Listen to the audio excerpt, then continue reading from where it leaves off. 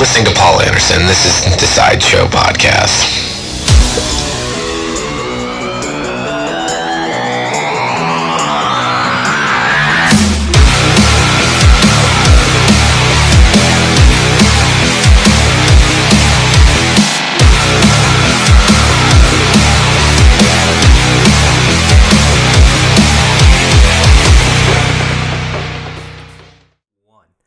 Hey, and what is up? I am Paul Anderson, and this is the Sideshow PC. Welcome back if you've watched past episodes, and thank you for checking this episode out. This week, I am going to be joined by Steve Sobosali of the band Punchline and Blue of Colors. Steve is a fantastic musician. He's a songwriter. He is literally a very talented guy that I have been very lucky to see live, and he's going to be an interesting character to talk to on the show. And his band has been around for 25 years.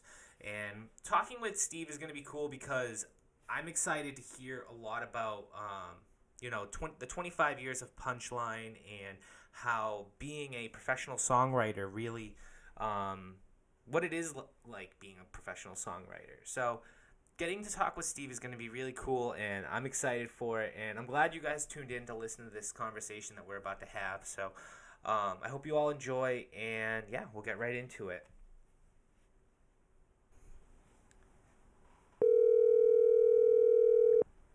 Hello.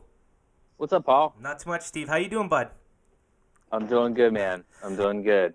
Had a great weekend, and kicking off Monday here in Pittsburgh. It's kind of a rainy day, but I like rainy days aren't bad when you can stay inside and work on some stuff. Coffee tastes better, et cetera, et cetera. Where are you at? I am in Massachusetts, actually. I'm over near Worcester. Nice. Yeah, it's Worcester. Nice. Worcester. Yeah, dude. Cool. You guys it's been a while since you guys got out to Massachusetts. Yeah, a couple years for sure. I can't wait. Definitely can't wait for you guys to get back out here. It's gonna be fun. Nice, man. Yeah, we've actually been looking at some dates for later this fall. Oh, sweet. But we'll see. We'll see. Everything's up in the air. Tell me about your podcast. Yeah, dude. So pretty much, I came up with an idea to do a podcast all by myself. No big companies or anything like that. Create a little studio at my house.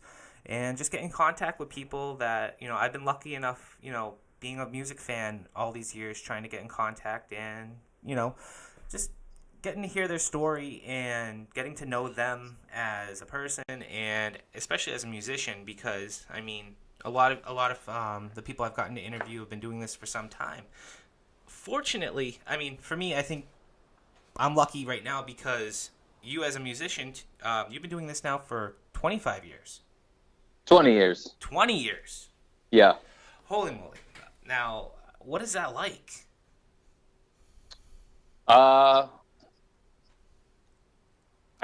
It's you can break it down into a couple different chapters.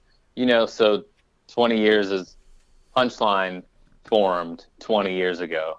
But the difference between Punchline and most bands is that most bands will change their name as they members come and go, or as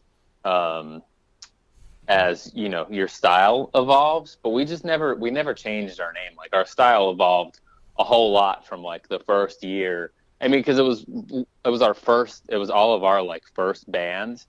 So it's funny, if you could I always worry that someone's gonna look up our band and stumble onto the first album that we released and that be what they think we sound like, because it's just super funny. But whatever, that stuff's kind of hard to find. But yeah, I don't know, man. 20 years, it's like an entire book of all these different chapters of things that we did. It's pretty cool.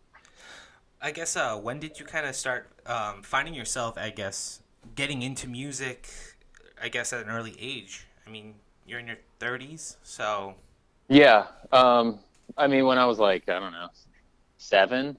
Wow. I feel like I knew when I was 7 that I really wanted to like play guitar, but then I didn't actually get a guitar until I was like 14. But that was when like Green Day and Weezer first, became popular and made their way into my ears in Pennsylvania. So that was a pretty momentous time in music that definitely like reeled me in. And I don't know, like from right when we started Punchline, we always had this mentality like, oh, this is what we're going to do forever now. And I feel like how strongly we felt about that has like really kept it together for us in times when, we weren't so certain of what we were doing as a band.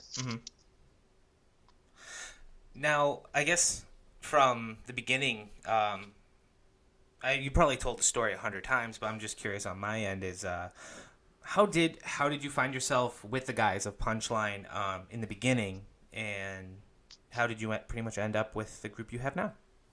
Oh, so we were just friends in high school. We were already friends, all of us. So it was kind of like we were like, let's start a band. Cool, I'll play this, you play this, you play this, and then we learned the instruments kind of. So we were already friends, and then as by the time we added a fourth member, from there on out, it was always people that were just when we needed somebody, we would think first to the people like in our already existing music community. So we've had like 3 or 4 different guitar players. It's always been me and the bass player, and then we've had 2 drummers over 20 years, and then like a couple of different guitar players. But I don't know, man. You just stumble into the right people, and then when one person leaves, it's kind of like the next person steps in, and it's always been super organic as far as that process. Like no one ever leaves and we freak out like, oh my God, what are we going to do? It's so strange how it works. I think, but I mean, that makes it sound like our band is just like constantly changing. I mean, like it doesn't really feel that way when you look at the whole collection of records, because we've been together for, so long. I definitely I kind of agree with the changing in sounds. I mean, if you compare 37 Everywhere, Delightfully Pleased, all the way up to Thrilled, I feel like you definitely hear a little bit more of a maturing sound in one sense, and it's like it's great because I always get this from a lot of different artists that are on the show, is that they're not trying to go out and write the same record over and over and over again, because they don't want to play out a career being that one song that's on the record over and over again. Yeah. And I feel like that's definitely true for Punchline in a way, because you guys definitely that's one of the things I love about your band, is the fact that when I pick up a new record, it's different, and it's never a bad different. It's just different, and it's something that you learn that you kind of appreciate, because it's like you can see that you're wanting to try pretty much different styles of, like, not necessarily styles of music, but like you guys are trying something different because you can. And and that's what's, I think, really cool about Punchline.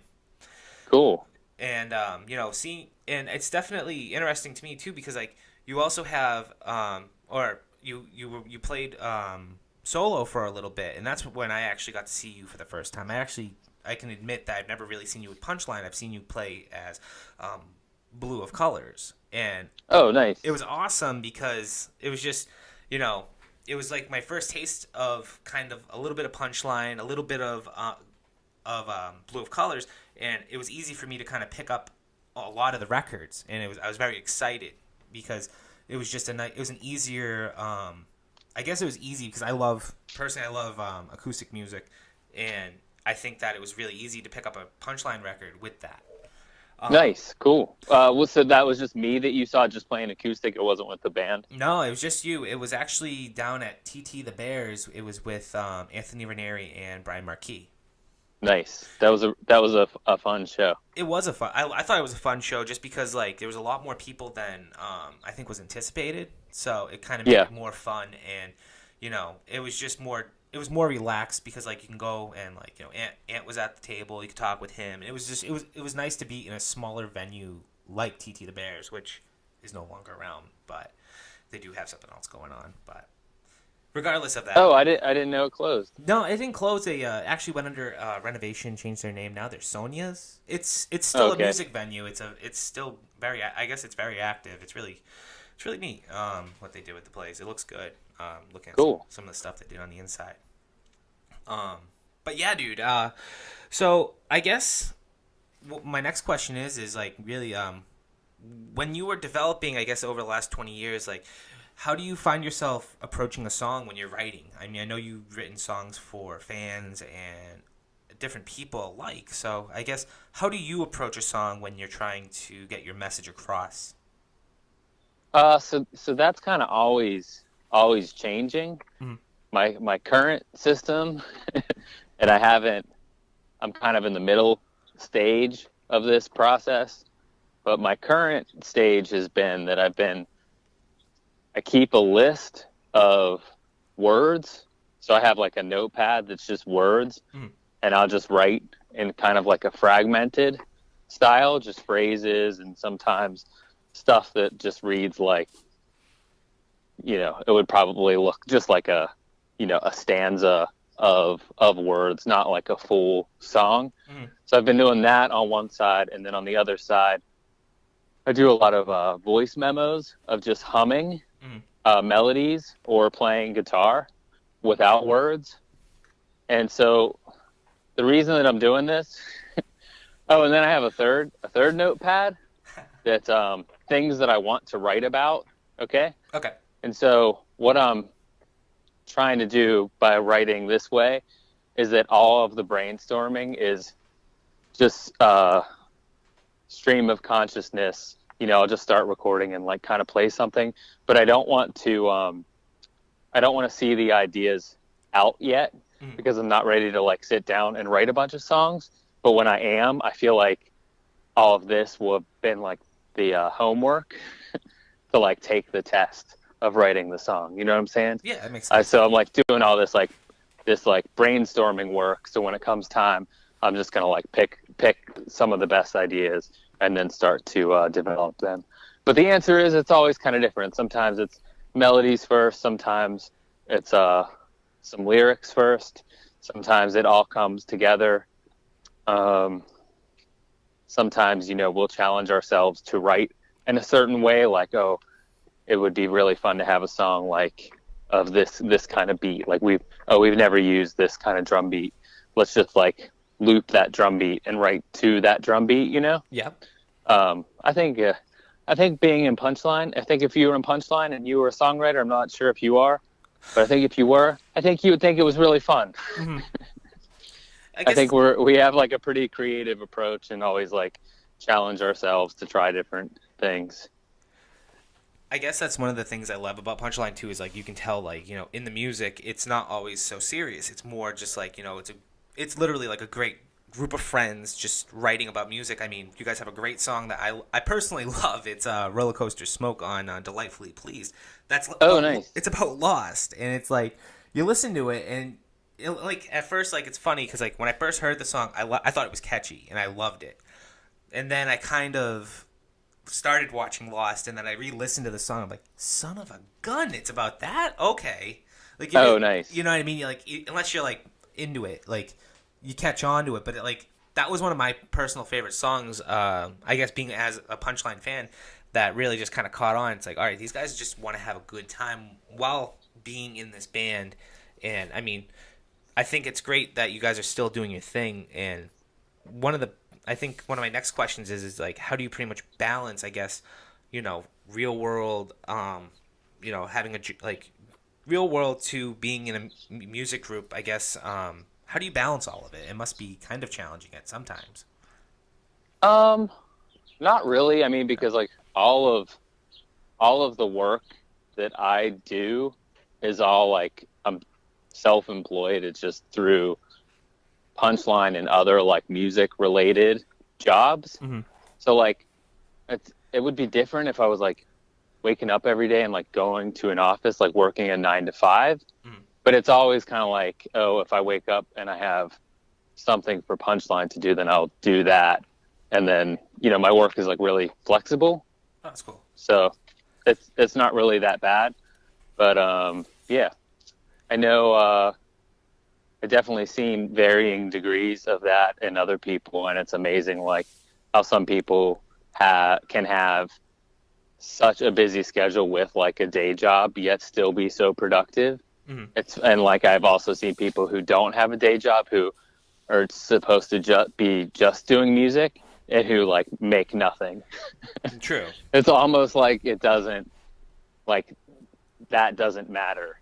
You know, it's like the flip of a coin. Or sometimes, you know, if you have a busy work schedule, it forces you to be more productive in your evenings. It's neat how that works. Yeah, it is. I guess another question I had for you was about you guys did a GoFundMe, which I thought was amazing how you guys did this, and I thought it was very creative. And you guys were looking to pretty much come up with like a Netflix special. Yeah, so we funded. It was through Kickstarter, and we funded a music special. So it's gonna play out like, you know, we didn't know what to call it because it's not like a live DVD because that implies that it's just like a live concert. Yeah. But it is going to be like one part live, but also one part like documentary, and one part we'll probably have some like sketches and stuff because we love to try to make funny videos. Of course. And then we'll probably have some music videos on there. So we were calling it. We figured if we called it a Netflix special, everybody would instantly know like, oh, I can picture what that is. True. Rather than like calling it a live DVD or a documentary, because it's not a documentary, it's not a live DVD. It's a Netflix special. And Yeah, but we just booked the venue for it. We're gonna do it on 11/11, and I'm super excited because the venue is gonna have this crazy light installation at the time. Hold on one second. Yep.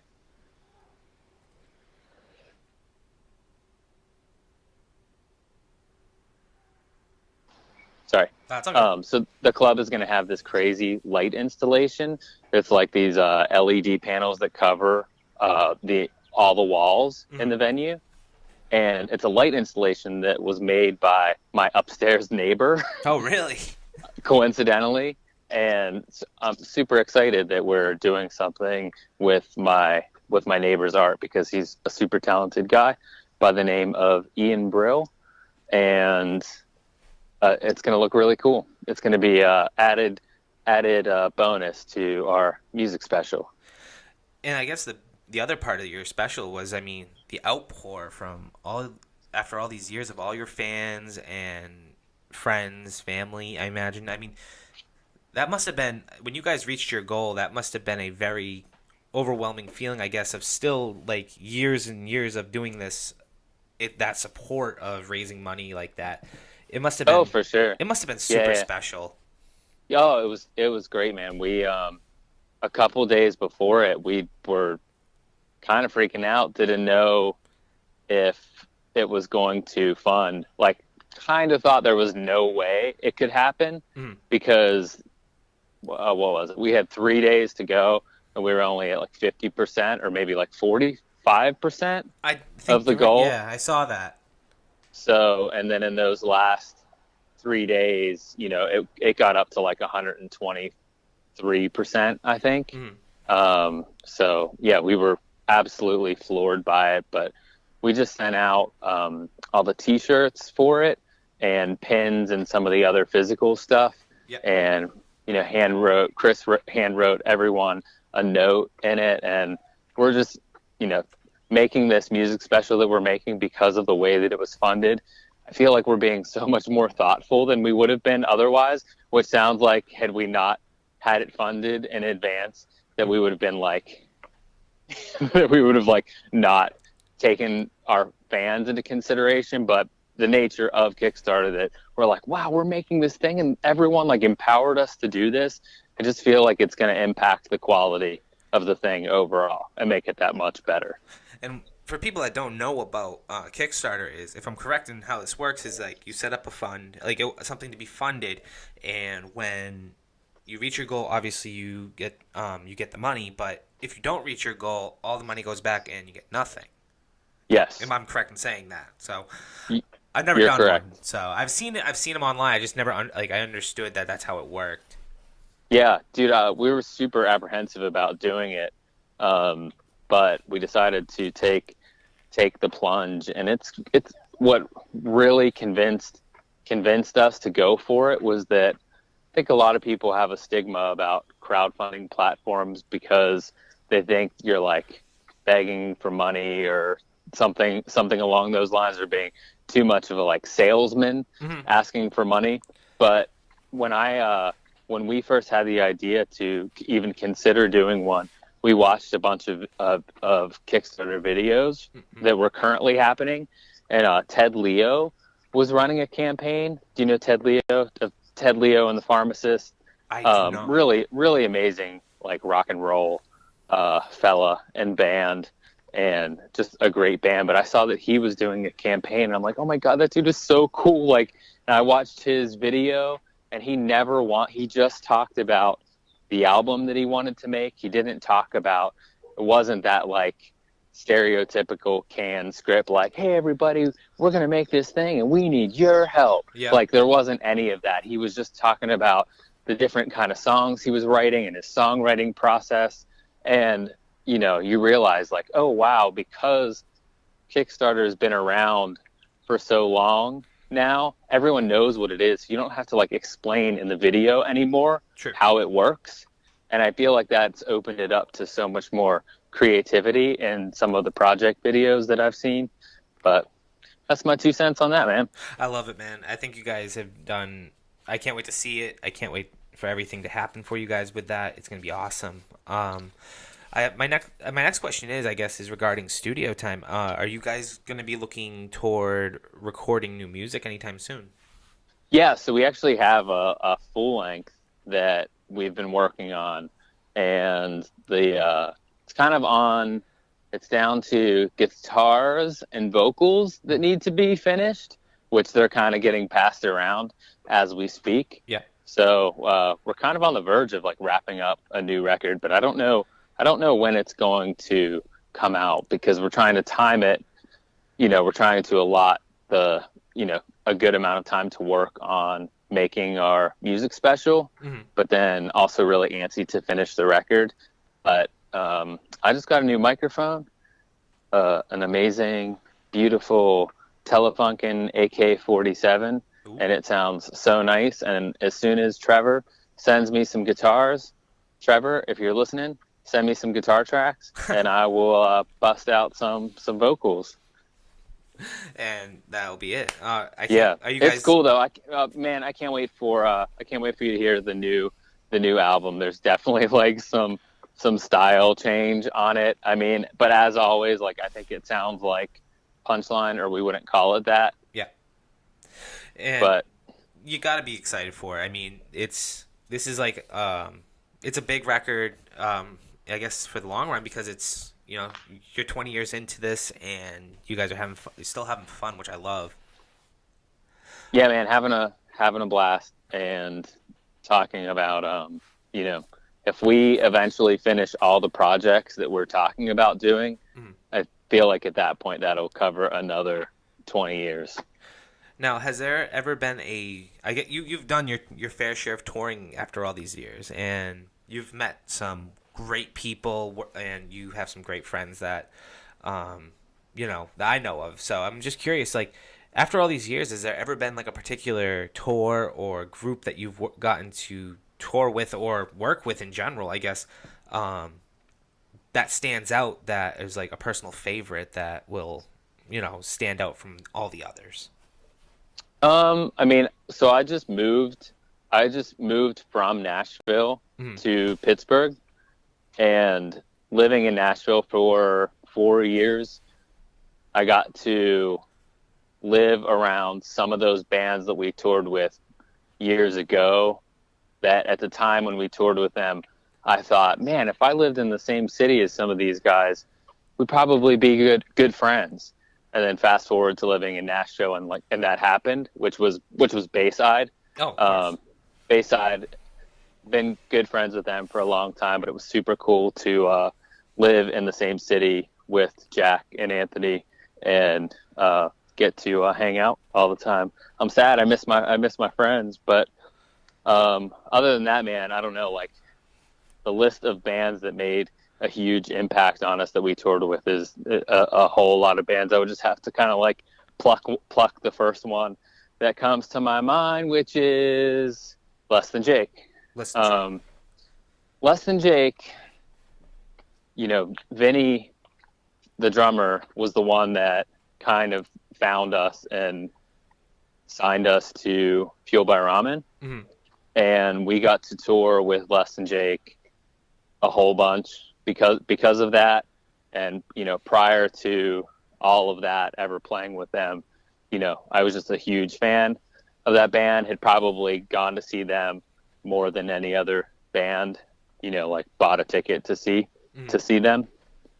So touring with them was super cool. And I think Vinny opened my mind a lot about the music scene and the punk rock scene, and, you know, making art and not making like just like generic punk music, I guess you could say. I don't know. He like made the whole thing seem a lot more artistic than I had perceived it to be. Okay. Not to make it more, don't follow really with the trend, I guess it is. Well, there were always like on tour, you could always tell which bands were like dudes and which bands were like artists. True. And we always wanted to be like the more artistic type, because I mean, that was naturally who we are. I mean, I'm not tooting my own horn or anything, but well, I can toot my own horn. I can toot Chris's horn, you know, our bass player. Like, he's insane artist, makes so much, you know, the animation. He's an animator, he's a podcaster, he's a songwriter. You know, he wears a lot of different creative, artistic hats, and it's just it's so funny. Like, when we start talking about making a new record, you know, he'll send over like, oh, here's like 50 song ideas I had. Wow.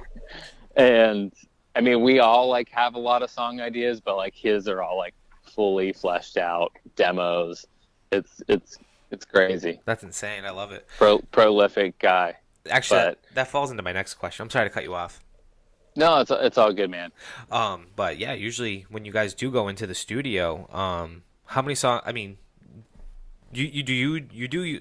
From the way I'm reading it is you do a lot of your own work from your house, and how many songs do you usually start with, and how many do you typically end with?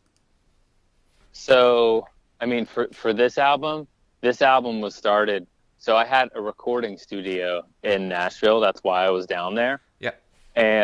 But then Nashville is becoming oversaturated, and they're tearing down a lot of the buildings to build condos. I remember. And they tore down the building that my recording studio was in, which it was in the same, you know, I had a studio next to Butch Walker, and on the, you know, downstairs was Brendan Benson from the Raconteurs, like Jack White's other band. Yeah. And, you know, they just tore that building down like out of nowhere. And that had a lot to do with wanting to relocate back to Pittsburgh. But since I've been back now, I'm just working out of my house. Mm-hmm. But so, I mean, we all submit kind of like demos and ideas, and then work on ideas together at practice. And I would say that typically for an album that we're pulling from, like, whittling down 100 song ideas into 10. Okay.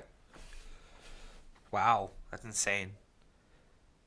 Yeah, it's a lot, but it's cool that it's always pretty easy to find 10 that everyone can agree on. Mm-hmm. because there's so many. Do you guys plan on going through a label, or are you gonna kind of do this yourself? So our last album came out on In Vogue Records, and this album is as well. Awesome. That's gonna be amazing. They're a great label too. That's very exciting. Yeah, I'm pumped. Oh man.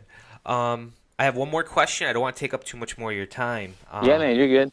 I love playing this game with any of the artists on my show, and it's usually a loaded question, but if you're stuck on a desert island, you get to bring one album with you. What is that album and why?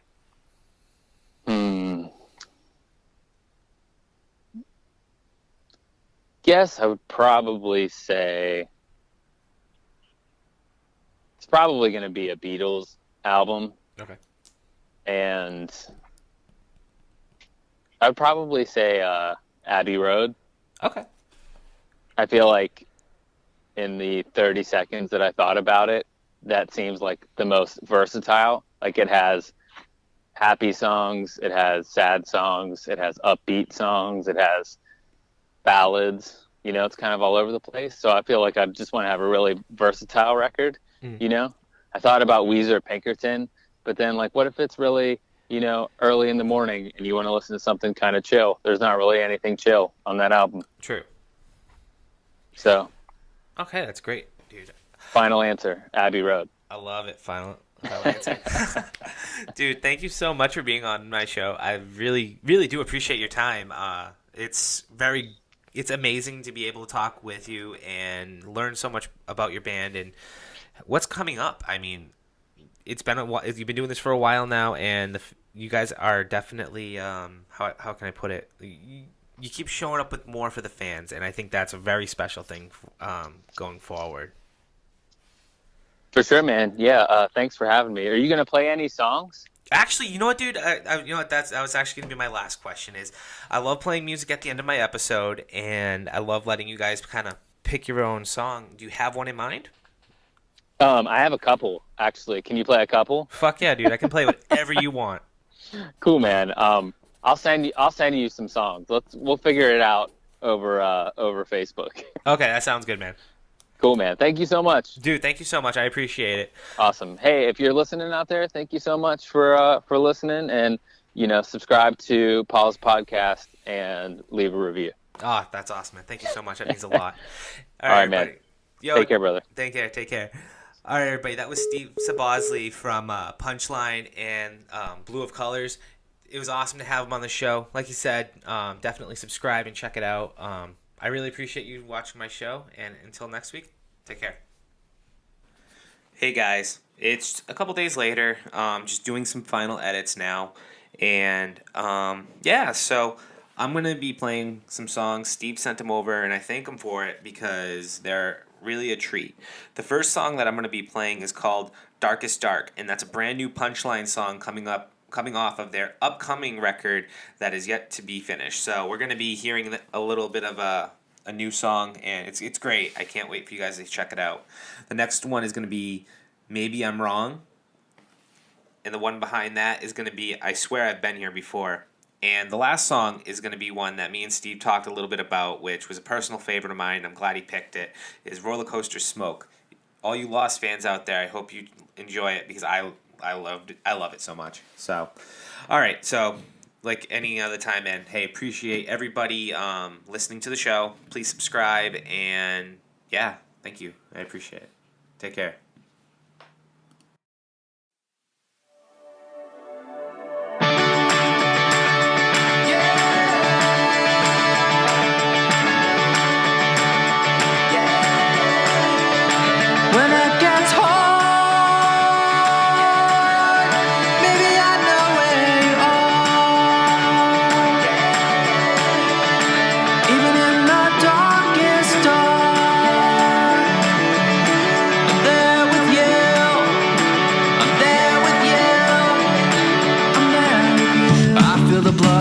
Through my veins, got so zoomed out, it's all in frame. I never wanna let you get away without knowing I loved you all the same. Can you feel the chills running through your arms? Don't tell me there's nothing more to this all. Now I want you to look at me, don't really look look at me.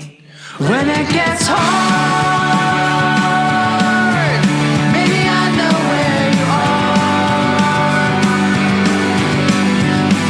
Even in the darkest dark, I'm there with you, there with you, I'm there with you. So when the light of Polaris slowly fades, you're the beam that peeks around the shades. Even when it hurts to lift my head, my heart swells so I float out of the bed. Bright flash, I know you're camera shy. Can't help it that I always have red eyes. When life gets so bleak and scary, this Polaroid will be necessary. When it gets hard, maybe I know where you are.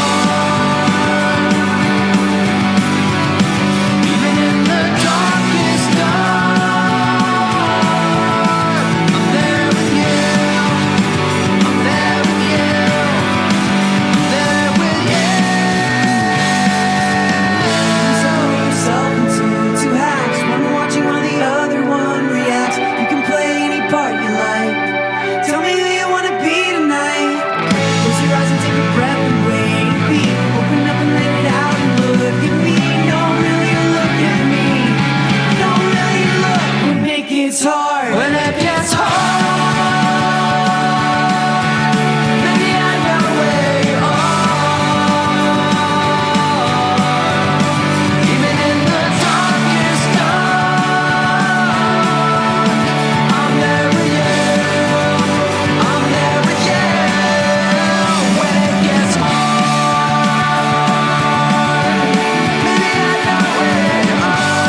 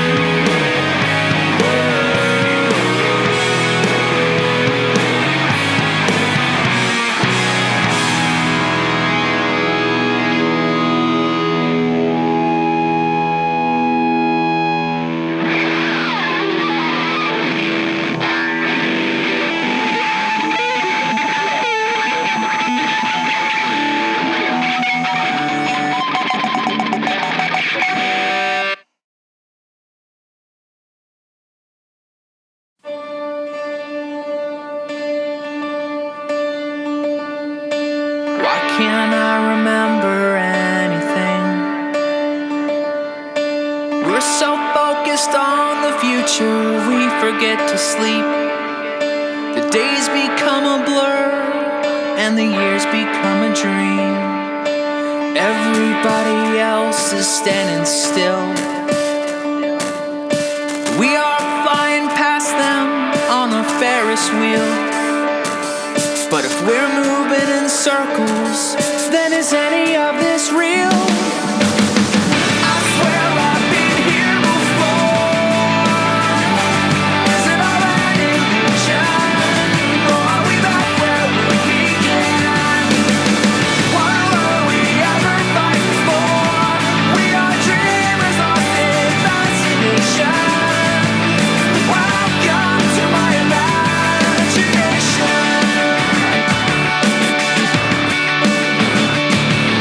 The only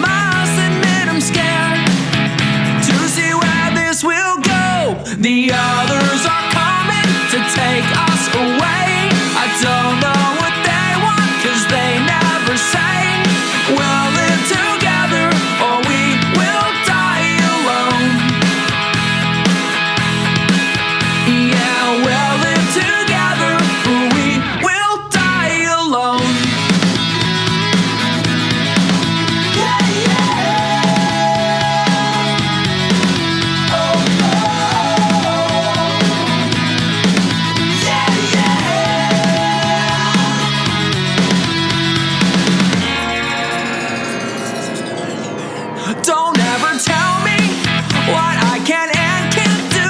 You don't control me. I'm on my feet again. Do you believe in destiny? Do you believe in divine intervention? Traveling through time, the constant is a key. I wonder if we'll find out when we're supposed to be. The others are coming to take us away. I don't know what they want, 'cause they never say. We'll live together or we will die alone.